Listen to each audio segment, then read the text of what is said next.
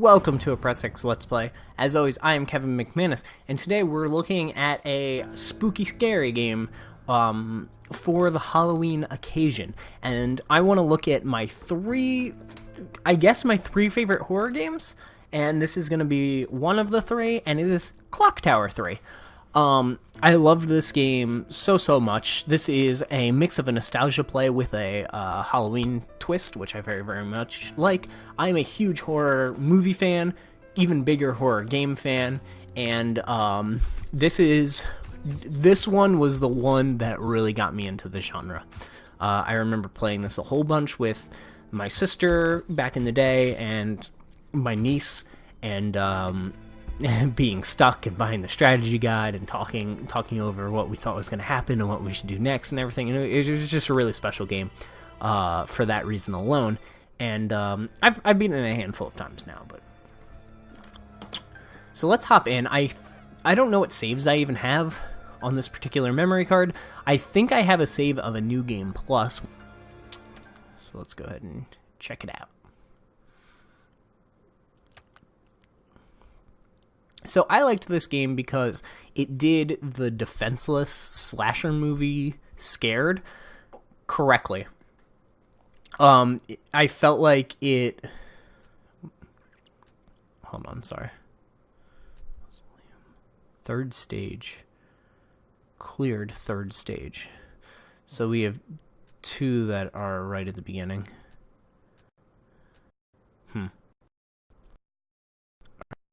This, and I guess I won't save. Sorry. So this game did the slasher defenseless thing correct. You are totally defenseless in this game. You can't fight back. You can't do anything really to hurt them. There's some little cutscenes you can trigger that'll stun the enemies that are chasing you, which I'm going to talk about in a minute, and you have holy water that you can splash on them that temporarily immobilizes them. And when I say temporarily, I mean like 2 seconds. Maybe a half a second when you get to later enemies in the game, but you're looking at basically playing a slasher movie the best I've ever experienced. And as always, if there's other games like this where you're being chased, you can't defend yourself, and you need to solve all these things while this killer guy is looking for you, let me know in the comments down below, because I really like this one. I know Haunting Ground, which is kind of the spiritual successor to this game, I just got that game recently from a really good friend, and I'm playing through it now. I'm not enjoying it quite as much as this game, but I am enjoying it. Any sort of game with those styles, as you'll see more in a minute, I very much like. So basically, I'm not going to go through the story and everything. This isn't going to be a full gameplay thing. This is just kind of an experience. So I got a wardrobe key, which is cool because on New Game Plus, you can change your outfit. And I believe they may actually change your stats, but I'm not sure. Probably not, because there's not really too many stats in this game. It's, I don't think you can run faster or anything like that. So I'm trying to remember and everything. The controls are pretty good. They're better than tank, like turn and walk straight controls. You can freely move your character. There's save points. That's a save point, and that other thing was a vase that fills up your holy water, which I don't have any of right now. But I'm just trying to get a feel for the controls. So basically, the story is your mother's kidnapped. You come home even though you were told not to. She tells you not to come home, and you come home anyway, and you find... I'll talk a little bit further into the game. Spoilers if you don't want to know anything about the game. Just mute the next 15 seconds. Basically, you go back in time to all of these famous, made-up, they're fictional killings, and you go to all of these killings and deal with the killers. It's really neat. Okay, no more spoilers, even though you would have muted the game. So here's the wardrobe that I was looking for. And we can look at all these outfits. We can have a jacket, we can have some armor, we can have some boots, and we can have the regular thing. Let's go ahead and rock the armor. Just for this. Oh yeah, that's sweet. That's really sweet. I recently played through this game with a friend, so he played through the whole game. I didn't actually touch the controller at all. I wanted him to experience it, but it's neat seeing the character in that after playing for so long in the default costume. So let's see if we can't get to the first area of the game, if I can remember what the heck I'm doing.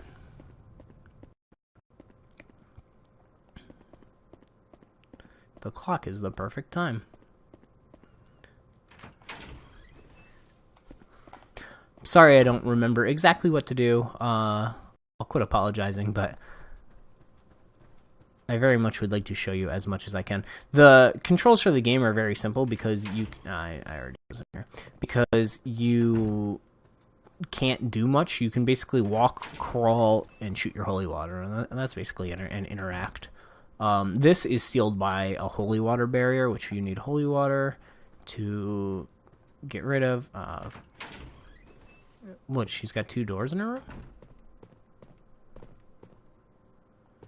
Why does she have 2 doors in her room?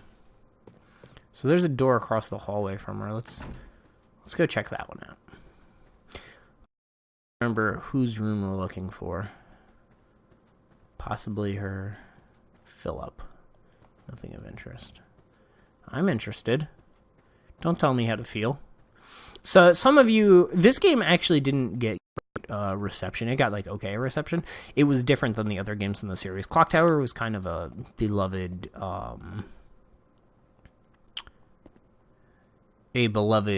point and click style game, and they actually came out on PlayStation 1. Mixed it up and made it more of that Resident Evil, Silent Hill style gameplay, and you know, people don't like change. I one first, so this is the one that I know, and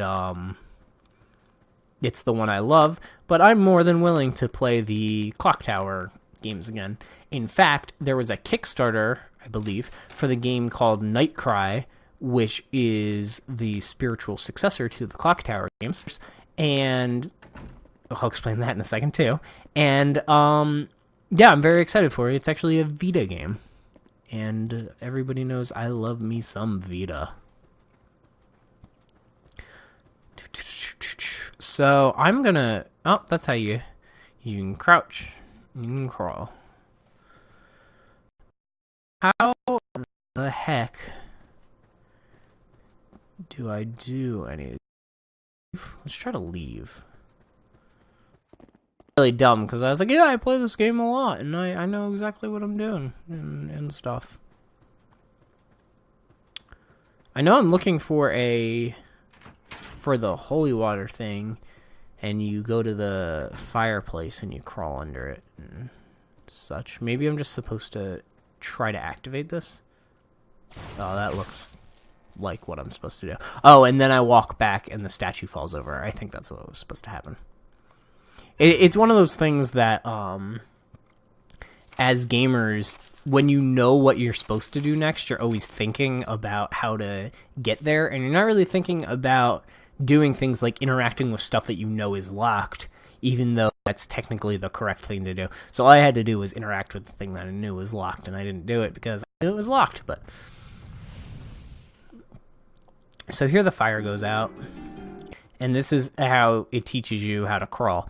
Also, that meter on the top left there, you may have noticed, the panic meter, which is one of my favorite parts of the game. And the way the panic meter works is, as it fills up, your character gets more and more scared. And when it fills up all the way, the screen will start shaking, and your character will start tripping just like a horror movie. And if you get hit in panic meter, you die. So let's take this note. And the sacred bottle for all the spooky scaries.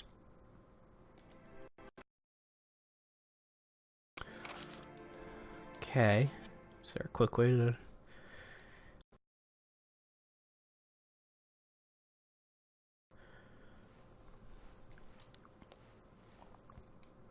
But yeah, I love the panic meter. In Haunting Ground, the Clock Tower 4, if you will. And I prefer the setting and story of this one a little more, but that one has the panic meter also, and when it freaks out, it really freaks out. Like, you'll be dropping frames, and it's difficult to get through doorways and stuff because you can't tell where you're going, and you'll mess up. It's really interesting, though. They also fixed a lot of complaints that I feel like people would have had about this game. So, this game does have light puzzle elements, just like a Silent Hill or Resident Evil.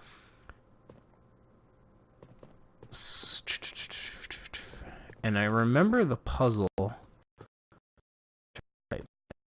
but let's go ahead and interact with some items just to see if it triggers anything that we need to know.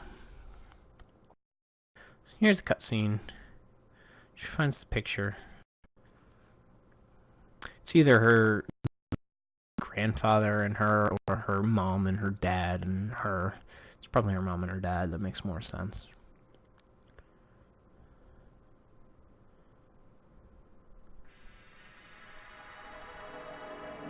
Okay, and you're like, what just happened? Why did that happen? Ooh, what's going on? Well, this is kind of the time travel of the game, I believe. So this is the first time we've time traveled. Though you wouldn't technically know that's what just happened until the second level, where you start reading newspaper articles. And it'll tell you what time period you're in, and then if you read the newspaper article in the next one, it's from a different time period.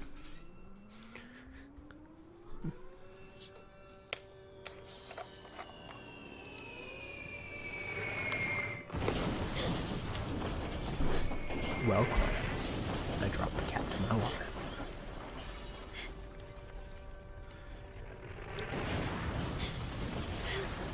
So clearly a war-ridden town, as you can tell, and this first one's a war story, which I think that's really interesting because you can tell a bunch of mini stories within this universe because of the time travel element.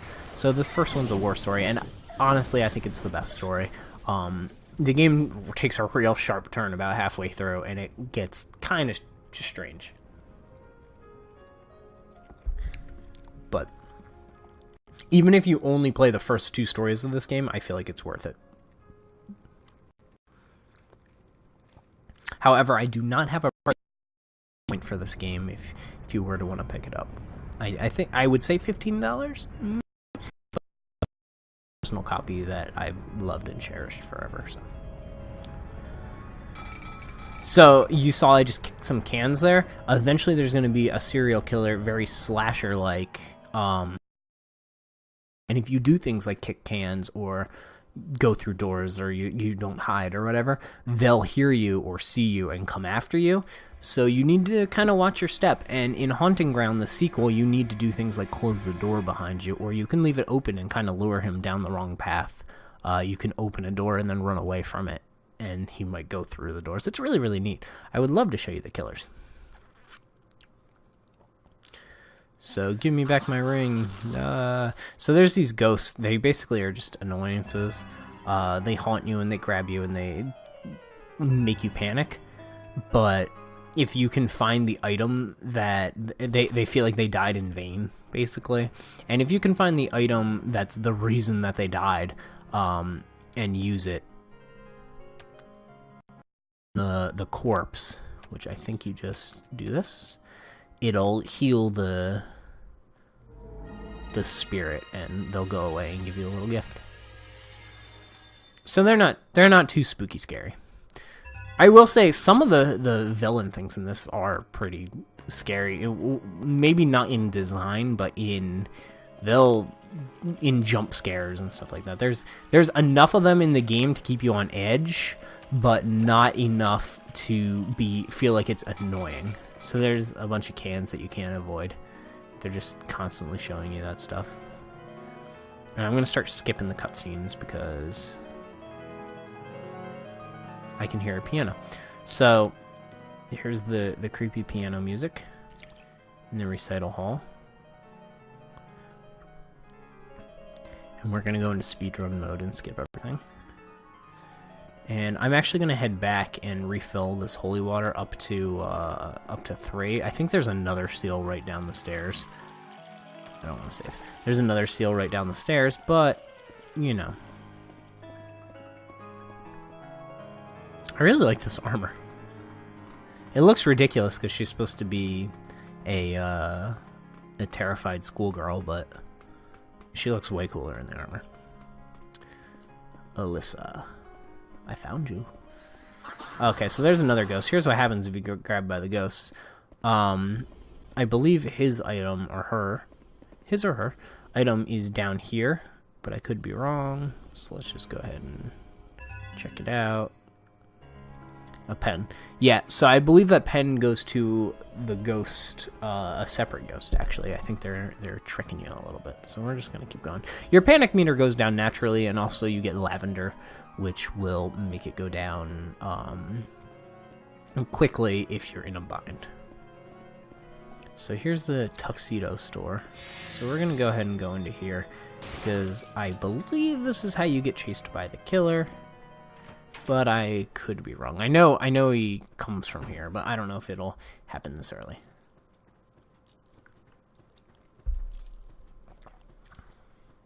Navigating with one hand, that was pretty well. Well done. Good job, Kevin. Alright. I think this is where the stairs are.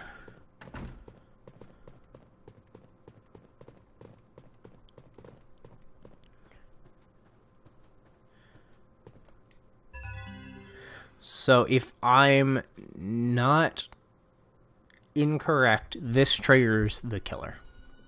Yeah. So basically what happens is you'll get a cutscene, and then it'll introduce the killer, and then from that point forward, the killer will chase you while you're trying to solve the mystery of this area and collect all the things that you need to collect and go to all the areas you need to collect. And I love it to death. I think it's such an awesome way to do it, and such a cool concept, but... So she just got owned, which is actually really sad when you know what the story is. But. And here's Sledgehammer. Please, Hammer, don't hurt him. Please, Hammer, don't hurt me.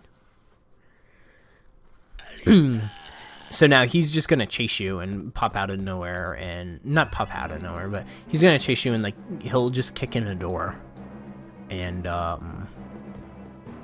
all sorts of stuff. So I'm actually not going to do what I'm supposed to do. I'm supposed to get the key and use the evade point and such, but I don't really want to do... let's see. Yeah, it's locked. And use this evade point upstairs and everything, but I don't want to do that. I want this guy to chase me. Just to kind of give you an idea of how the game works. Because it's more fun that way. So now he's gonna chase me, and it's just like a horror movie. You step on this glass here, he hears you, you do all this stuff, he hears you, and then there's hiding points and evasive points. So hiding points put you person, and you can see him searching the room for you, and if he doesn't find you, then you got away with it. But if he does find you, then your panic will like instantly shoot up. So that's the disadvantage of hiding. So let's go over here and fill up our water. I'm playing with the sound off so that there's no echo, which I won't be doing in other horror movie or horror game plays where the sound is really, really important. But the music does change when you're being chased versus when you're not. So I have no clue. I mean, I'm sure he's chasing me now, but I have no clue whether or not he is chasing me because I can't hear the music. So that was something I kind of didn't think about. So there he is. He's looking for me. He found me. Whatever. Just gonna... So he swung at me, and you see I'm going into a little bit of a panic. Here is probably... Okay, here's lavender water. That lowers my panic. And I'm gonna panic completely so you guys can see what's going on. Here it is. So this is a complete panic. Your character gets scared and will freeze on you. If you get hit in this, you die. So you need to... There's not too much you can do except avoid it or use lavender water, which you really want to save for the end parts of the game because the bad guys... Oh, I'm going to die. The bad guys get faster and crazier and get like ranged attacks and stuff, so you need to be very careful. And then there's also holy water, which burns them for, you know, a few seconds. It burns him the longest, and as you get further into the game, it stuns them less and less.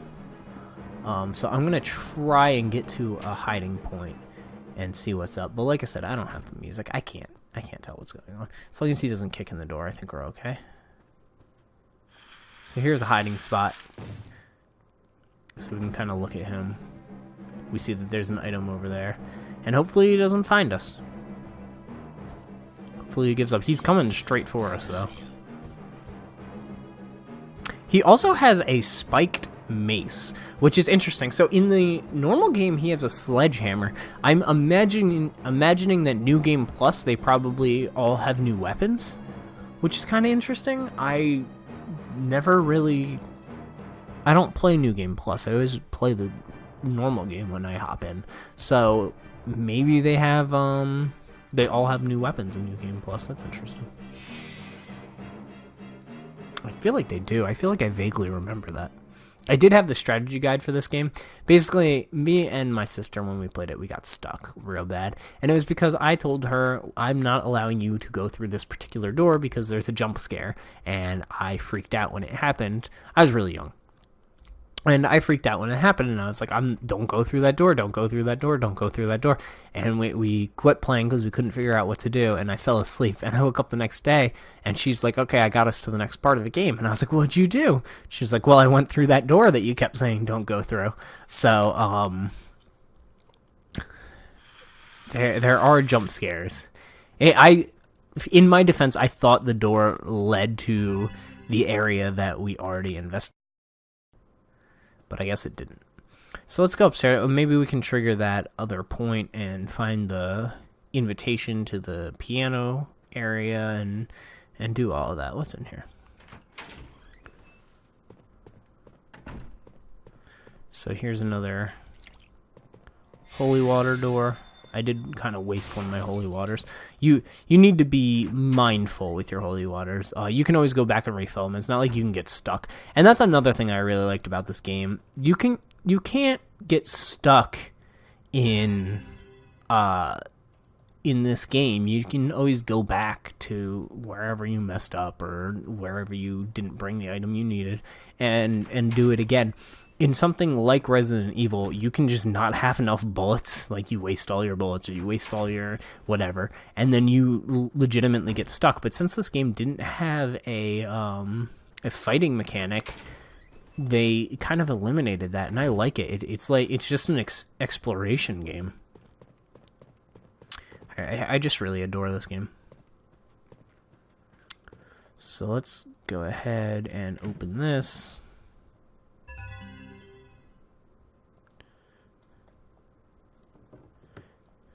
If I just did all this the first time, we would be doing a little bit better. But so there's the killer.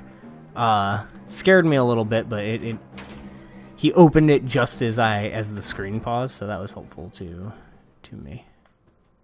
So he saw me come in here, so I need to grab the stuff as fast as possible. So I grabbed the invitation.